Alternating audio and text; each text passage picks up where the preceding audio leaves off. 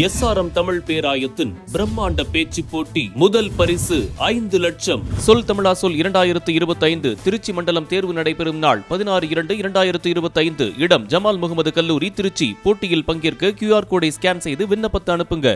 தைப்பூச திருவிழாவை முன்னிட்டு பழனிக்கு பாத யாத்திரையாக வருகை தரும் பக்தர்கள் தங்கள் சொந்த ஊர் திரும்பி செல்வதற்காக 300 சிறப்பு பேருந்துகள் இயக்கப்படுகிறது. திண்டுக்கல் மாவட்டம் பழனி தண்டாயுதபாணி சுவாமி கோவிலில் தைப்பூச திருவிழா கடந்த 5ஆம் தேதி கொடியேற்றத்துடன் தொடங்கி நடைபெற்று வருகிறது. இந்த நிலையில் பல்வேறு மாவட்டங்களிலிருந்து லட்சக்கணக்கான பக்தர்கள் பாத யாத்திரையாக பழனி நோக்கி செல்கின்றனர்.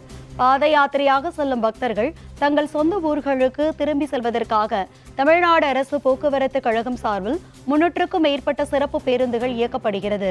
அதன்படி பழனி மத்திய பேருந்து நிலையம், அரசு ஆண்கள் மேல்நிலைப்பள்ளி, LIC அலுவலகம் அருகே தற்காலிக பேருந்து நிலையம் என 3 பேருந்து நிலையம் அமைக்கப்பட்டு பேருந்துகள் இயக்கப்படுகிறது.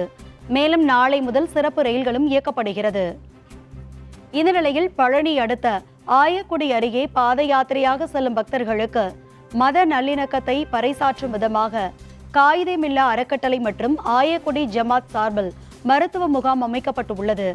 இந்த முகாமில் பக்தர்களுக்கு கால்வழி மருந்துகள் மற்றும் முதலுதவி சிகிச்சை அளிக்கப்பட்டது. திருப்பரங்குன்றத்தில் மத நல்லிணக்கத்தை சீர்குலைக்கும் வகையில் விரும்பத்தகாத நிகழ்வுகள் நடைபெற்ற நிலையில் இஸ்லாமியர்கள் முருக பக்தர்களுக்கு சேவை செய்யும் நிகழ்வு பலரது பாராட்டுக்களை பெற்று உள்ளது.